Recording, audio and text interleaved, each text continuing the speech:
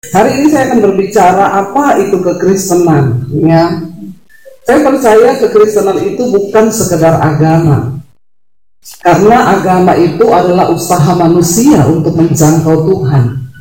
Tapi kekristenan adalah Tuhan yang menjangkau manusia. Ini dua hal yang berbeda. Amin. Kalau manusia berusaha menjangkau Tuhan, nggak akan pernah ketemu.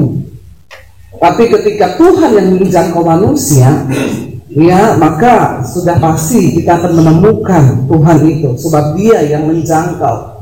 Dari dalam perjanjian lama di Alkitab, kita banyak belajar bagaimana ketika manusia kehilangan arah, dosa memisahkan Tuhan dengan manusia, dan kita menjadi begitu sulit untuk menjangkau Tuhan karena dosa itu sendiri.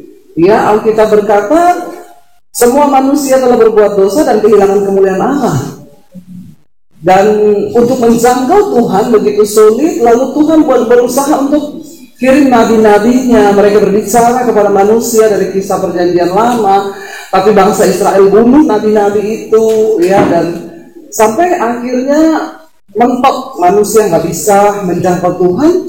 Kita tahu bersama Yesus Kristus datang ke dalam dunia, Dia yang adalah Tuhan.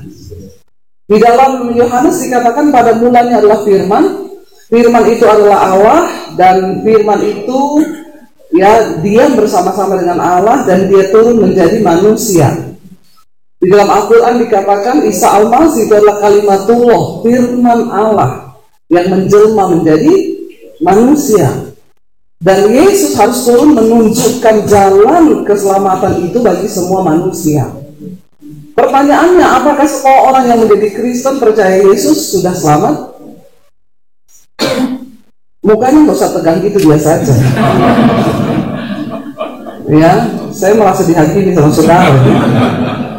Pertanyaan yang serius dan sangat penting, apakah semua orang yang mengaku Kristen percaya Yesus otomatis auto langsung masuk surga? Ya. Puji Tuhan, saudara masih punya akal sehat. Karena banyak sekarang di Indonesia berkata, asal sudah percaya Yesus, bu pasti surga. Yesus sendiri berkata, pada akhir zaman nanti, satu saat Dia akan datang, dan ada begitu banyak orang yang akan berkata, Tuhan, kami melakukan mujizat demi nama-Mu, kami sembuhkan orang sakit demi nama-Mu. Dan Tuhan Yesus berkata, saat itulah aku akan berterus terang. Saat itulah aku baru akan berterus terang. Ngeri loh kalau Tuhan berterus terang. Kalau sampai akhir zaman nanti Tuhan baru berterus terang, berarti selama ini, ya, Dia bilang disitulah aku akan berterus terang.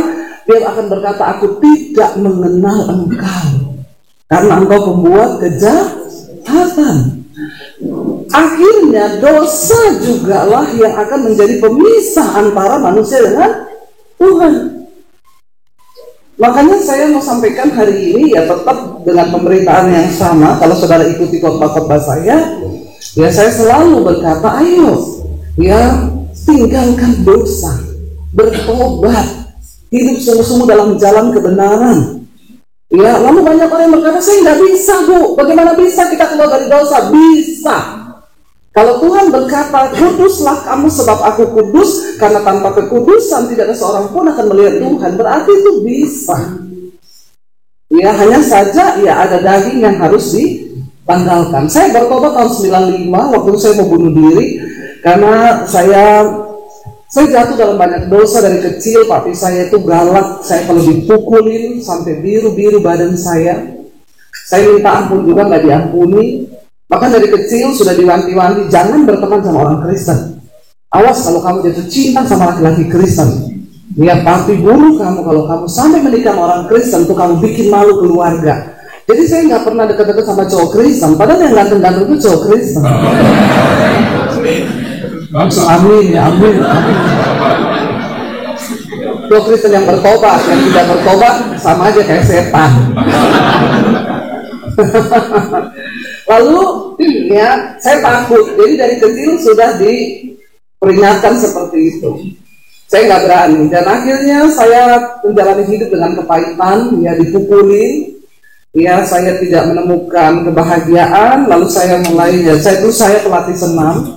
Teman-teman saya seperti itulah, lalu saya jatuh dalam banyak dosa. Ketika saya sudah hancur, iblis datang.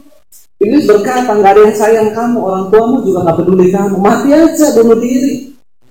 Ya, lalu saya pikir, iya juga ya, ngapain saya hidup? Setan bilang, kau juga masa depanmu hancur, mau ngapain kamu hidup?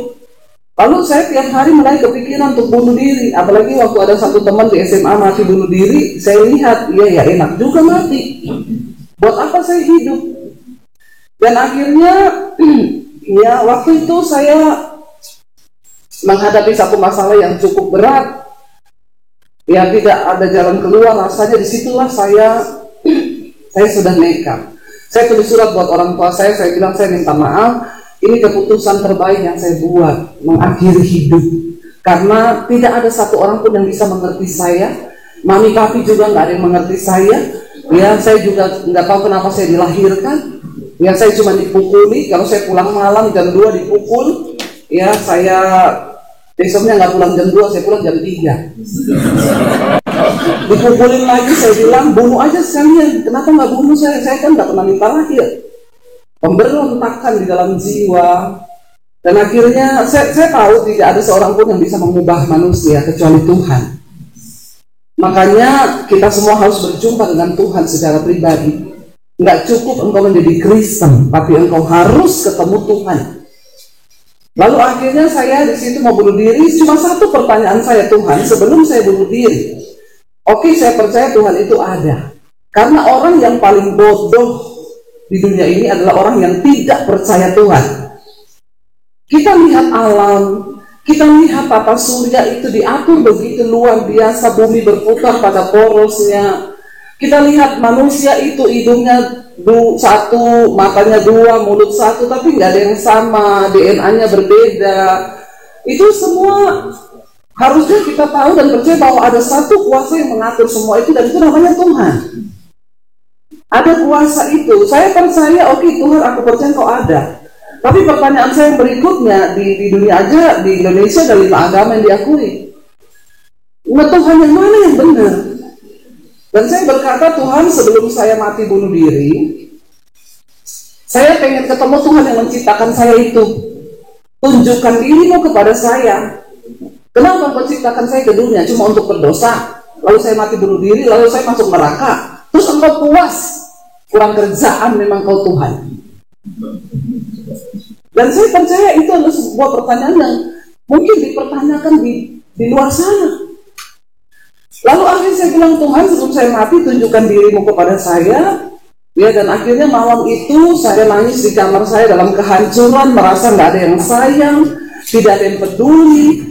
Dan akhirnya saya di situ menangis, ya, sambil saya bilang, siapa engkau Tuhan?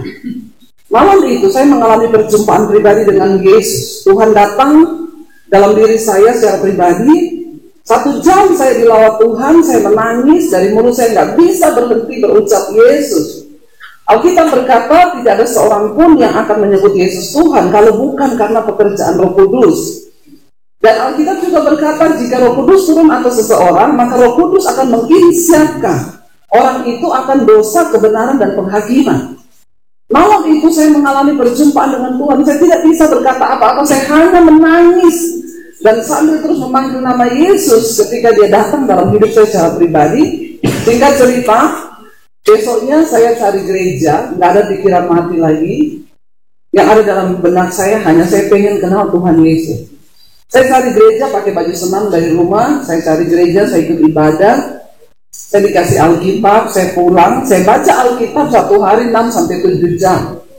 Saya baca di kamar mandi, saya baca di kamar, karena saya takut ketahuan papi saya. Papi saya punya pedang panjang 1,5 meter di bawah kolong tempat tidur. Dia punya pistol di lemari. Jadi saya ketakutan setiap hari kalau sampai papi saya tahu abis saya ini dibunuh. Tapi akhirnya saya mulai mengalami perubahan hidup. Benar apa yang Rasul Paulus katakan, bahwa apa yang dulu kuanggap keuntungan bagiku, sekarang kuanggap rugi. Karena pengenalan akan Yesus Kristus Tuhan itu lebih berguna dari segala-galanya. Dulu saya senang kalau ya, saya keluar malam, saya dugem, itu merupakan keuntungan dulu. Tapi ketika saya menerima Yesus, benar yang Rasul Paulus bilang, apa yang dulu merupakan keuntungan bagiku, sekarang kuanggap rugi. Karena pengenalan akan Yesus Kristus itu lebih berguna dari segala-galanya. Jadi kalau ada orang menyebut dirinya Kristen, tapi dia masih senang dugem, itu belum ketemu Tuhan. Ya, belum ketemu Tuhan. Ada orang menyebut dirinya Kristen, tapi hidupnya belum berubah, itu belum ketemu Tuhan. Karena semua orang yang berjumpa secara pribadi dengan Yesus, hidupnya pasti berubah. Saya terus mengalami perjumpaan pribadi dengan Tuhan setiap hari dari firman, setiap ayat yang saya baca, saya ingin lakukan. Jadi akhirnya saya mulai bertobat tanpa saya sadari, saya mulai berubah. Tadinya saya ini orangnya kasar, tukang berantem sama adik saya yang laki-laki, lebih tinggi dari saya, badannya tatoan. Saya kalau berantem pukul-pukulan pakai tangan. Tapi ketika saya bertobat terima Yesus, saya baca Alkitab, jangan kalah dengan kejahatan, tapi kalahkan kejahatan dengan kebaikan. Saya mulai belajar mempraktekkan firman, saya lepaskan pengampunan. Ya akhirnya saya mulai berubah. 1 tahun saya sembunyikan iman saya. Akhirnya ketahuan kakak saya dan dia ancam, dia mau kasih tahu papi saya. Di situ saya berdoa, Tuhan, kalau sudah waktunya memang saya harus ngaku kepada keluarga saya tentang iman saya. Ya Tuhan, beri saya kekuatan. Ketakutan terbesar di hidup saya adalah ketika saya harus ngomong Yesus di depan keluarga saya, karena yaitu artinya saya mati. Saya bergumul 3 bulan saya doa puasa. Ya saya bilang, Tuhan kasih saya satu keberanian aja untuk ngomong, karena Alkitab berkata dengan hati orang percaya, dengan mulut dia mengaku, maka dia akan dibenarkan dan diselamatkan. Saya harus mengaku Yesus dari mulut saya. Setelah 3 bulan saya doa puasa, akhirnya saya dapat kekuatan. Saya menghadap papi saya bilang, Pak, saya minta izin, mau kemana? Mau ke gereja. Papi saya kaget di situ, dan satu kalimat yang terucap dari mulutnya ketika dia tahu saya minta izin mau ke gereja, saya bilang, saya sekarang Kristen, Pak, saya bukan baby yang dulu. Satu kalimat yang keluar dari mulutnya, dia bilang gini, oh, ini penyebabnya, makanya akhir-akhir ini tapi lihat kamu jadi aneh. Memang semua orang yang berjumpa dengan Tuhan Yesus harusnya jadi aneh. Pertanyaan saya, sudah anehkah saudara? Hampir aneh ya, tapi jangan aneh. Jangan aneh-aneh. Kenapa aneh? Dulu merokok, ketemu Yesus nggak merokok lagi. Amin. Dulu pemarah, ketemu Yesus terus sukacita, damai sejahtera. Dulu sukanya galau.com. Ya sekarang ketemu Yesus, damai sejahtera. Ya dulu pelit, nggak usah angkat tangan. Yang pelit jangan angkat tangan ya. Orang kikir nggak masuk surga. Alkitab bilang ya, banyak orang Kristen kikir. Ya nggak usah angkat tangan. Saya tahu dari wajah-wajahnya. Kalau saudara mau lihat pembelaan Tuhan dalam hal keuangan, banyak-banyaklah menabur. Menabur. Lihat orang yang berkekurangan di sekelilingmu. Lihat pekerjaan Tuhan. Ya, saya sudah mengalami itu. Apa yang saya katakan, saya alami. Saya bukan berteori, karena saya sudah mengalami, makanya saya ngomong. Ya, dan akhirnya papi saya bilang, oh itu penyebabnya, makanya kamu jadi aneh. Kamu tunjuk tetangga mana yang pengaruhin kamu jadi Kristen. Tetangga saya orang Kristen semua, tapi yang ngajarin saya judi mereka. Hello. Ya itulah kekristenan yang sesungguhnya. Dan akhirnya saya di situ diancam mau dibunuh. Papi saya bilang, papi tidak main-main ya. Kamu tahu papi ngomong, kamu jangan bikin malu keluarga. Ya kamu pilih ya sekarang. Ya pokoknya kamu kembali. Lalu saya disuruh mendalami agama, tapi saya justru dikuatkan dari setiap ayat-ayat yang saya baca. Singkat cerita 1 tahun ya, lalu akhirnya saya tahun 96 ya, saya bulan Desember saya akhirnya ngomong ke papi saya. Dia panggil saya, dia bilang, papi lihat kamu nggak bisa berubah. Papi tahu kamu nggak keluar rumah. Saya nggak boleh keluar rumah, saya nggak boleh terima telepon, saya nggak boleh ada teman datang. Dia bilang, papi tahu kamu nggak bisa berubah lagi. Jadi sekarang papi kasih kamu pilihan. Kalau kamu mau kembali dia ke agama, Papi terima kamu jadi anak. Tapi kalau kamu tetap di Kristen, yang lebih baik kamu angkat kaki dari rumah ini dan jangan anggap kamu punya keluarga. Dan satu lagi, jangan bawa ijazahmu pergi, sebab yang sekolahin kamu itu aku. Ya, saya mau lihat kamu pergi tanpa ijazah. Saya mau lihat Yesus kasih makan kamu pakai apa. Saya nangis, saya masuk di kamar, saya bilang, Tuhan, berat buat saya untuk tinggalin keluarga karena saya nggak tahu mau hidup pakai apa, apalagi nggak bawa ijazah. Saya mau kerja di mana? Saya mau makan apa? Tapi saya bilang, Tuhan, jangan biarkan aku keluar dari rencanamu, karena saya percaya kebahagiaan di hidup saya hanyalah ketika saya hidup dalam kehendak Tuhan. Itu aja, bukan waktu saya punya rumah banyak, punya mobil. Kebahagiaan bagi saya adalah ketika saya hidup dalam rencana Tuhan. Lalu akhirnya saya masuk di kamar, saya berdoa, saya buka ayat, langsung dapat ayat itu muncul. Berbahagialah kamu jika karena namaku kamu meninggalkan ayahmu, ibumu, rumahmu, ladangmu, pekerjaanmu, karena engkau akan memperolehnya lipat kali ganda. Waduh, saya bilang, Tuhan, ya nggak kayak gitu juga kali. Ya maksud saya tinggal benar-benar disuruh pergi. Tapi akhirnya saya pamit ya sama mami sama papi saya. Waktu itu papi saya sangat shock, dia pikir saya nggak akan melakukan itu. Sebelum saya pergi dia sempat berlutut di kaki saya, dia merendahkan diri. Bayangkan papi saya itu sangar banget, orangnya badannya besar, tinggi, punya ilmu kebal. Dia berlutut di kaki saya, dia bilang, baby, papi merendahkan diri, tolong kamu pikir lagi, ya kembali ke agamamu. Saya peluk dia, saya bilang, saya sayang papi, tapi saya tidak bisa tinggalkan Yesus karena saya sudah mengalami Tuhan secara pribadi. Rasul Paulus berkata, semua orang yang berjumpa dengan Yesus, dia tidak bisa dipisahkan lagi. Entah karena aniaya, entah karena kelaparan, entah karena apapun. Orang yang sudah mengalami perjumpaan pribadi dengan Tuhan tidak mungkin bisa dipisahkan dari Kristus, apalagi cuma karena jodoh. Ya, akhirnya saya tinggalkan rumah dari kota Poso, saya dari Poso, ya lalu saya ke kota Palu. Di Palu itu 7 jam perjalanan naik bus. Sampai di Palu, saya nginap di kos-kosannya sepupu saya. Dia ngekos satu rumah, anak-anak kos itu kuliah. Untuk bisa dapat tinggal gratis dan makan di situ, saya cuci baju anak kos, saya nyapu, nyetrika, masak, saya bersih-bersih. Tapi tidak digaji, cuma untuk dapat tempat tinggal. Kadang lagi cuci baju dan nggak pakai mesin cuci, pakai tangan. Nah kadang lagi cuci baju, iblis datang ngomong, goblok, jadi Kristen, jadi pembantu. Pulang ke keluargamu, di sana bajumu yang cuciin pembantu. Tinggalin Yesusmu, sangkal dia. Ngapain kamu ikut Yesus jadi pembantu? Saya pernah merasakan hidup tanpa uang 1 sen pun, tanpa ada satu orang pun yang bisa saya jadikan sandaran hidup. Itu saya pernah mengalami. Gak punya siapa-siapa, dan di situ saya hanya punya Tuhan. Ya, makanya kalau orang itu bertanya, kenapa ibu bisa kuat? Ya, Bapak Ibu, saya percaya penderitaan, aniaya, pergumulan itu akan membuat imanmu kuat. Tapi banyak orang Kristen tidak mau yang namanya pergumulan. Apalagi di tempat seperti ini, kayaknya nggak ada pergumulan ya. Banyak ya. Ya, saya tadi mampir ke rumahnya Pak Pendeta ya.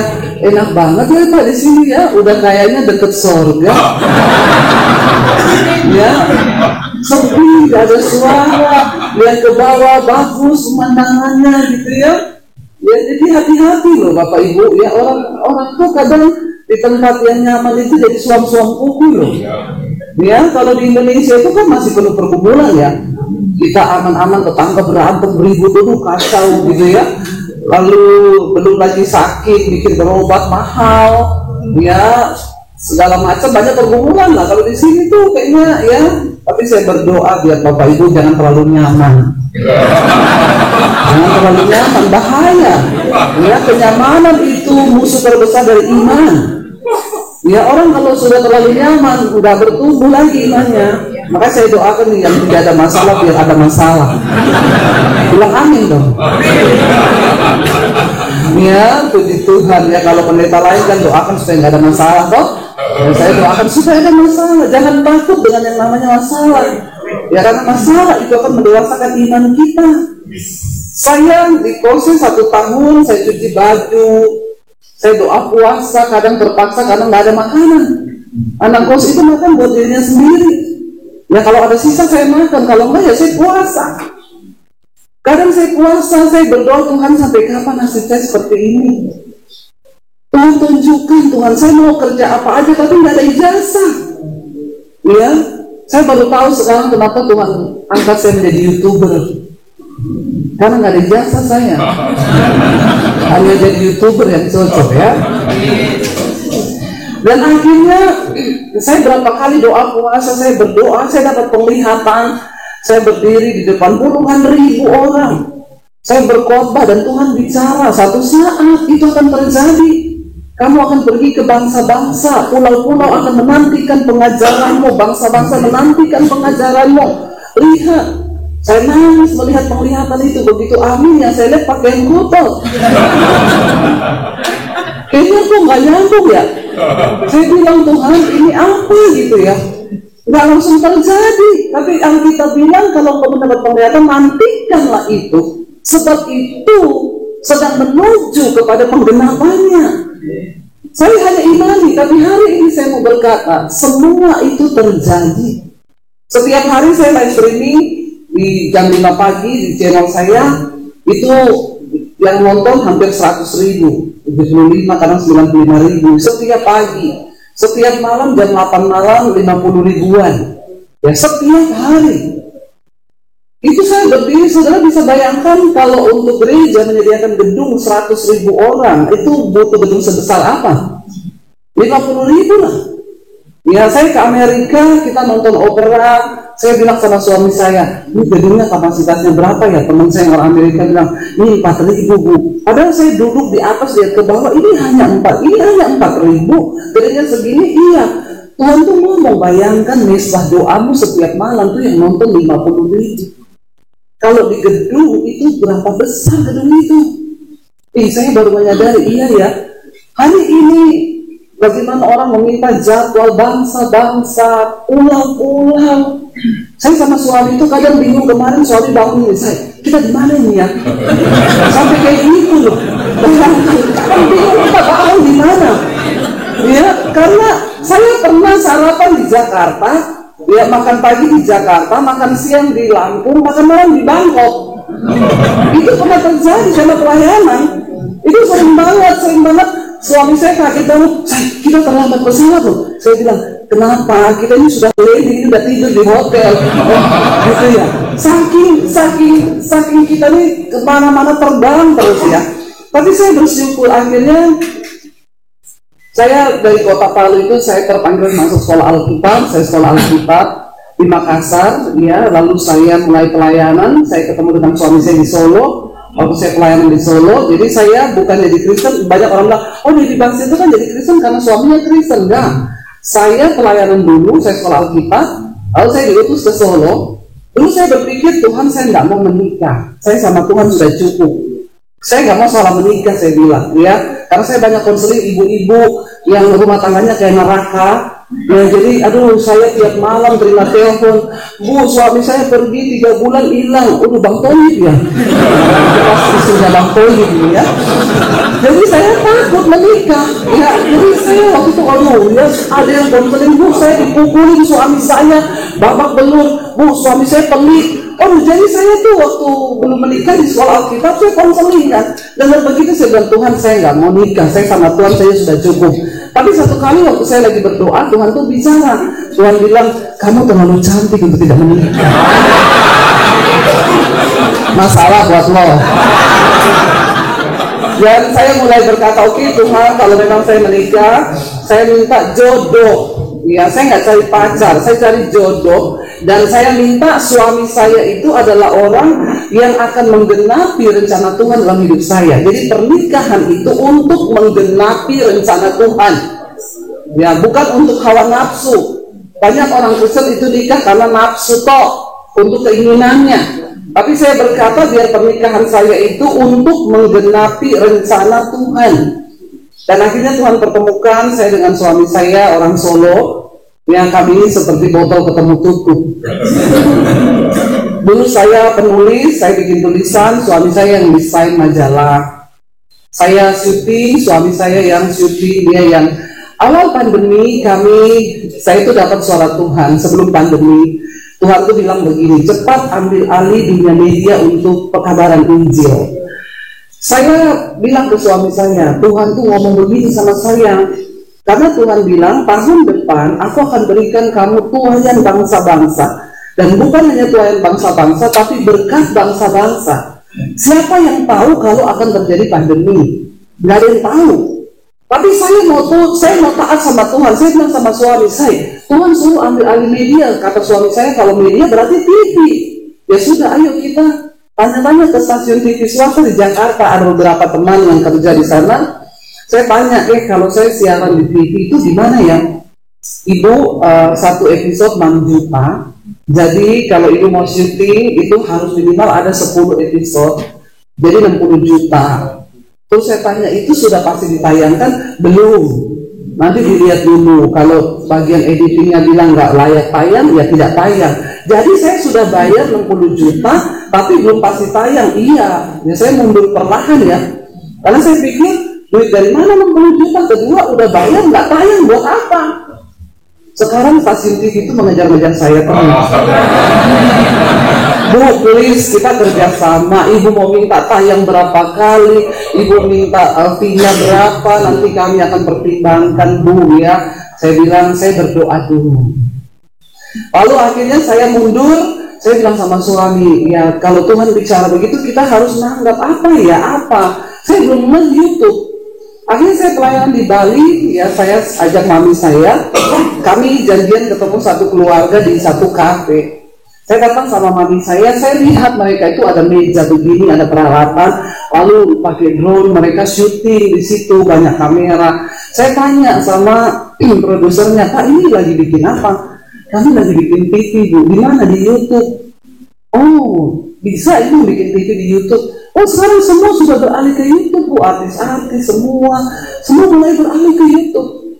Oh, saya bilang berarti saya bisa ya. Itu 2019. Saya bisa ya. Dia tuh liatin saya dengan muka yang ngajak berantem. Dia lihat saya sambil gini, ya semua juga orang bisa, tergantung konten. Ibu punya konten apa? Saya bilang biasa aja, chaos. Karena dia lagi buka-buka YouTube, kan ada beberapa gereja yang angkatin khotbah-khotbah saya di YouTube. Saya bilang, coba ketik nama saya di YouTube. Siapa? Ketik aja Dedi Basjir gitu. Dia ketik, oh ibu pendeta. Iya. Oh ada khotbah ibu yang nonton 100.000. Berarti ibu sudah punya nama di YouTube. Bikin aja. Baru dia mukanya tersenyum. Jadi saya pulang, saya ngomong ke suami, aku tahu YouTube. Suami saya gini, apalagi ya itu yang Tuhan ngomong, YouTube itu harus pakai peralatan. Enggak, itu produser yang ngomong pakai iPhone udah cukup, kita cari pencahayaan pakai matahari aja dulu. Akhirnya saya mulai khotbah apa adanya waktu itu, ya pakai handphone. Lalu pandemi datang, 2020 pandemi datang. Saya tidak menyangka bahwa itu adalah waktu Tuhan buat kami, ya, dan gereja tutup, orang nggak boleh beribadah, ya. Channel YouTube saya bertambah 1 hari 1000 subscribe, 1 hari. Kok nggak wow ya? Saudara pikir gampang dan subscribe? Buat orang yang punya channel YouTube itu susah loh, dia ngerti cari subscribe 1 aja sulit loh. Gitu dong ya, dibilang sehari nambah 1000 dia majar wow ya. Dan akhirnya saya melihat disitulah Tuhan, ya, waktu awal pandemi jujur kami, saya dan suami kami ini hidup benar-benar hamba Tuhan, tidak ada yang menggaji kami hidup dengan iman. Makanya kami kalau mau beli apa-apa itu nggak bisa kredit bank. Karena setiap kali mau ambil rumah, mau beli mobil kredit, ditanya, Bu, slip gajinya ada? Saya bilang gajinya ada, slipnya nggak ada. Kok bisa ada gaji nggak ada slip? Saya bilang soalnya gajinya dari surga, Mas. Terus slipnya dengan iman. Kalau ada iman ada slip, kalau tidak ya tidak. Gitu. Waduh maaf ya bang, tidak terima slip dengan iman. Gitu. Karena kebetulan bos kita belum beriman. Jadi ya repot ya. Jadi ya sudah, akhirnya ketika kami pandemi datang, saya itu baru menyadari kita ini terlalu berani ya selama ini hidup tanpa gaji. Itu baru terasa ketika pandemi, nggak ada tabungan. Memang hidup kita hanya karena kasih karunia. Lalu saya bilang sama suami, gimana ya? Semua berhenti, tidak ada penghasilan, dan kita nggak tahu sampai kapan. Saya juga nggak punya tabungan, saya nggak punya investasi emas batangan. Saya punya emas Daniel nih, 80 kilo, tapi dijual nggak laku kan? Makin berat timbangan, makin turun harga. Mas Jawa itu, Mas Jawa. Jadi saya tuh bingung, Tuhan kita mau ngapain? Akhirnya ya di situ saya bilang sama suami gini, apapun yang terjadi, kita jangan pernah salahin Tuhan. Yang terburuk adalah kita jual rumah di Jakarta, kita kembali ke Solo, karena memang kita tuh dari Solo. Kita jual rumah di Jakarta, kita pulang ke Solo. Bersyukur ada rumah yang bisa dijual. Bersyukur. Seringkali manusia itu lupa bersyukur. Saya bilang dulu kita nggak punya rumah, nggak punya mobil. Sekarang punya rumah, punya mobil, bisa dijual. Dulu nggak ada yang bisa dijual. Kita bersyukur. Tapi ternyata Tuhan itu sanggup membalikkan keadaan. Ya, semudah hanya Dia berfirman. Saya melihat ketika di tengah masa pandemi, Tuhan mulai memberkati. Yang tadinya kami mau jual rumah, nggak jadi jual rumah, kami malah beli rumah lagi di Jakarta. Di tengah masa pandemi, saya bangun studio. Ya, saya bangun studio DBTV di Jakarta. Di tengah masa pandemi, kami bisa membangun puluhan gereja di desa-desa. Ya, itu semua karena Tuhan, bukan karena kami. Apa yang nggak pernah kami lihat itu yang Tuhan sediakan. Bahkan hari ini, ya kami sedang menyelesaikan satu pembangunan sekolah Alkitab di Bandungan, di Semarang. Satu kerinduan kami menyekolahkan gratis orang-orang miskin dari desa supaya mereka sekolah. Jadi hamba Tuhan mereka kembali ke desa-desa untuk membangun kerajaan Allah di sana. Karena ya saya melihat bagaimana desa-desa bahkan kantong-kantong Kristen sekarang mulai dihijaukan Pak. Itu yang menjadi kerinduan kami. Dan hari ini saya mau bersaksi kepada saudara, kami sangat diberkati luar biasa. Apa yang tidak pernah kita lihat, apa yang tidak pernah kita dengar, itu yang Tuhan sediakan.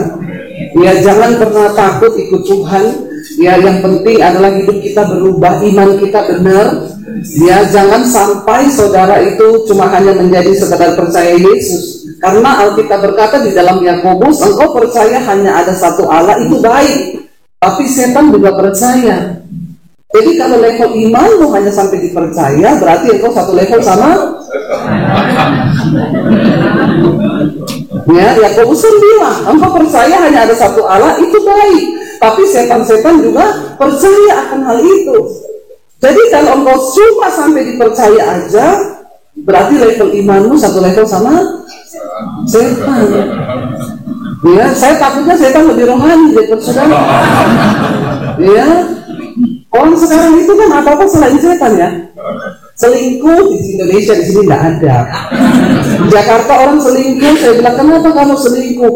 Gara-gara setan. Setan melihat dia ngomong ini, yang makan manusia di gua ya. Ya sampai setan itu bingung loh. Ya setan protes sama Tuhan, Tuhan saya udah nggak mau jadi setan. Tuhan bilang kenapa? Manusia lebih setan dari setan. Ya, dia sembunyi di gudang-gudang tua, dicari pakai kamera, mau dibikin konten. Karena kalau setan-setan banyak yang nonton. Ya, jadi kalau Allah berkata engkau hanya percaya, setan juga percaya. Ya, tetapi apa yang membedakan kita dengan setan? Sama-sama percaya nih. Setan percaya hanya ada satu Allah, kita juga percaya. Tapi yang membedakan, kita melakukan firman Tuhan. Setan tidak akan pernah mungkin melakukan firman Tuhan. Kita melakukan kehendak Bapa. Makanya ketika Yesus datang kedua kali, dia nggak tanya kamu dari aliran mana. Dia nggak bilang yang GBI baris sebelah kanan, yang Katolik di tengah, yang HKBP di sini, yang KJ di sini. Enggak. Dia bilang, mana kamu yang melakukan firman-Ku. Amin. Jadi titiknya menjadi Kristen itu yang paling esensi adalah kita menjadi pelaku firman. Kalau Tuhan bilang lepaskan pengampunan, lepaskan. Jangan kau simpan pahit hatimu lama-lama. Saya sering berkata, banyak orang Kristen duduk di gereja tiap minggu tapi sakit jiwa. Waktu engkau marah, engkau benci orang, engkau tertekan hatimu, engkau sedang sakit jiwa. Bayangkan ada orang sakit jiwa kawin dengan laki-laki yang sakit jiwa juga, maka rumah tangganya bermasalah. Tanda-tanda orang sakit jiwa itu apa? Dikit-dikit tersinggung, apa dikit marah, ya apa dikit ngamuk, itu tanda jiwamu sakit. Ya, tapi masih stadium awal. Kalau sudah lari-lari di jalan itu udah konslet. Di sini nggak banyak tapi ya, saya nggak lihat ada orang lari di jalan atau direhab langsung ya Pak. Di Indonesia banyak. Ya jangan sampai kita ini jadi Kristen tapi sakit jiwa. Makanya Alkitab berkata, buang amarah, kebencian, dendam, iri hati, ya semua perkara-perkara yang ada dalam jiwa itu yang nggak beres, buang. Supaya kita ini jadi orang yang jiwanya sehat. Ya enggak apa dikit marah, apa dikit meledak. Ya suami istri kalau berantem 3 hari 3 malam nggak bicara, nggak usah angkat tangan. Ada di sini. Engkau perlu periksa jiwamu. Ya cepat cari dokter jiwa. Jangan-jangan jiwamu sakit. Kalau jiwamu sehat, ya marah sebentar aja. Habis itu perintahkan pada jiwamu, hei jiwaku, mengapa engkau gundah gulana? Jangan marah, pujilah Tuhan. Amin. Ngomong kepada jiwamu.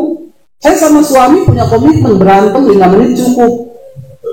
Ya dulu awal-awal susah karena saya sakit jiwa. Saya masih membawa kepahitan terhadap papi saya ketika saya menikah dengan suami saya. Padahal saya hamba Tuhan loh. Jadi ketika marah, saya pergi dari rumah, saya benturan kepala saya ke tembok. Ya sampai seperti itu saya pukulin diri saya. Sakit jiwa kan, tapi saya hamba Tuhan, gak ada yang tahu. Di luar orang tahu saya khotbah bagus, tapi kasihan suami saya, dia tertekan. Dia bilang, Tuhan saya mengharapkan rumah tangga yang seperti surga, tapi kenapa neraka saya dapat? Dan akhirnya Tuhan lepaskan saya lewat suami saya. Puji Tuhan saya disembuhkan luka batin saya. Sejak saat itu saya nggak pernah marah-marah, saya nggak pernah pergi dari rumah, saya nggak pernah pukul anak. Dulu saya pukul anak, saya stres, jiwa saya bermasalah. Tapi ketika saya disembuhkan Tuhan, saya berubah. Dan ternyata saya dapati ya masih banyak orang yang sakit jiwa, dia kepahitan, dia nggak bisa lepaskan. Ya akhirnya dia dalam rumah tangga bermasalah, ya dalam pernikahan bermasalah. Tapi saya berdoa ya supaya saudara di sini semua jiwanya sehat. Waktunya udah habis ya Pak? Belum ya. Jadi ya Bapak Ibu ya, mari Alkitab berkata begini. Barang siapa yang ada dalam Kristus, dia adalah ciptaan baru. Yang lama sudah berlalu, yang baru sudah datang. Mari kita ini sama-sama menjadi ciptaan baru. Artinya apa? Pola pikir kita dibaharui, kita diubahkan. Ketika saya bertobat, Tuhan ubahkan semuanya. Semua. Dari cara pikir, cara berkata. Dulu saya kasar, kalau ngomong itu menyakitkan. Ya, tapi ketika Tuhan mengubah saya, ya Tuhan ubah dari cara berpikir, cara bicara, sampai cara berpakaian itu diubah Tuhan. Ya, semua Tuhan ubahkan. Dan saya berdoa supaya kita semua menjadi Kristen yang benar. Ya, itu tadi jangan sampai setan lebih rohani dari kita. Ya, hati-hati Bapak Ibu. Sorga itu mulia. Sorga itu hanya bagi orang-orang tertentu saja. Tidak semua orang Kristen bisa masuk sorga. Saya selalu kasih perumpamaan, saudara mau masuk ke istana presiden itu nggak gampang, bahkan nggak mungkin. Ya, hanya orang-orang tertentu yang bisa masuk ke sana. Itu hanya istana presiden yang ada di dunia. Sorga itu lebih mulia daripada istana presiden. Ya, lalu nggak mungkin orang-orang yang tidak berkenan bisa masuk ke sana. Kalau hari ini kau berkata, saya nggak bisa melepaskan diri dari dosa, Alkitab berkata roh yang membangkitkan Kristus dari kematian ada dalam dirimu.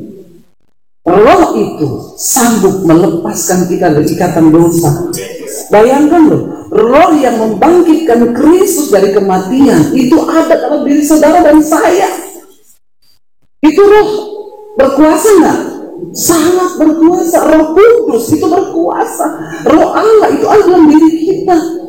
Kalau roh itu sanggup membangkitkan Kristus dari kematian, tidak mungkin dia nggak bisa lepaskan kita dari kenajisan, percabulan, rokok, kepahitan, amarah. Itu nggak mungkin.